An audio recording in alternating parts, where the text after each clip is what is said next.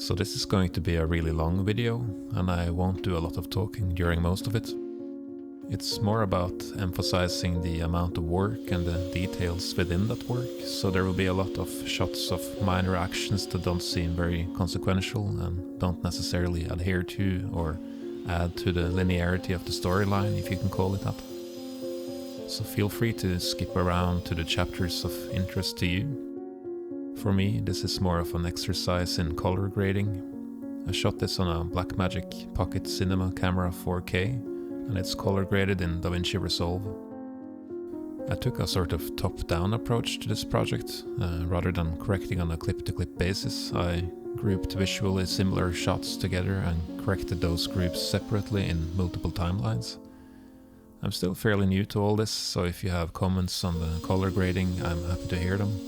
And do enjoy the royalty-free music that will be playing in the background, whether you like it or not. So in the first few chapters I'm going to cut and drill the acrylic glass to the required dimensions. It's all fairly self-explanatory, so I'm going to stop talking here, but I will be back later in the electronics chapter.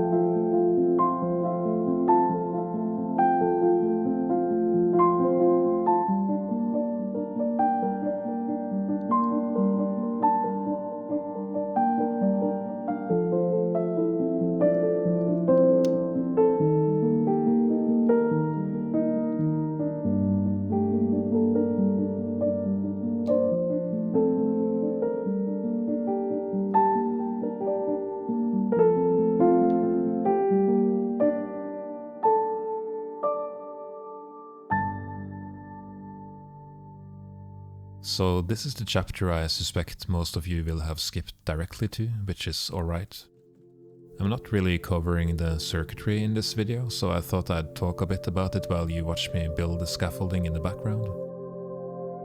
The circuit is based on an ESP32S2 Saola, which in this circuit is basically relegated to function generator duties. I have been relying more and more on the capabilities of the microcontroller in my recent projects, so I had to sort of dumb down the usage of it in order to delegate more tasks to other discrete components elsewhere in the circuit. You could basically do everything on the ESP, but then there wouldn't really be much more else to look at. So I added a few multiplexers and envelope generators to control the LEDs, and there's also a PT2399 delay chip, as well as a new audio amplifier I'm trying out, which is called PAM8403. That's a surface mount device only, I think, so I had to 3D print a custom holder for it. I'm also 3D printing the speaker enclosure, which actually worked out surprisingly well. It was actually so good that I think it might be able to accurately reproduce some more advanced or lower frequency sounds.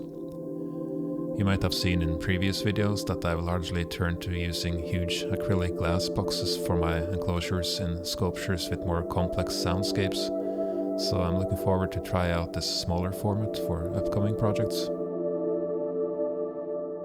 The sound of this sculpture, which perplexingly enough is not actually in the video, you will have to watch another video for that, is based on a scale built on frequencies from the harmonic series. It's inspired by traditional Scandinavian cow herding songs called kulok, or kulning in Swedish, but that's where the similarities end. I have programmed the ESP32 to randomly place notes in sequences, which then gets repeated and gradually changed over time. It's quite an effective way of creating harmonies and a sense of progression without a lot of work. These sequences are also represented by the LEDs, so it's possible to keep track of the progression visually. I think that's all I have to say for this video. If you do have questions about anything, feel free to ask in the comments and I will try to reply in due time. Thanks for watching.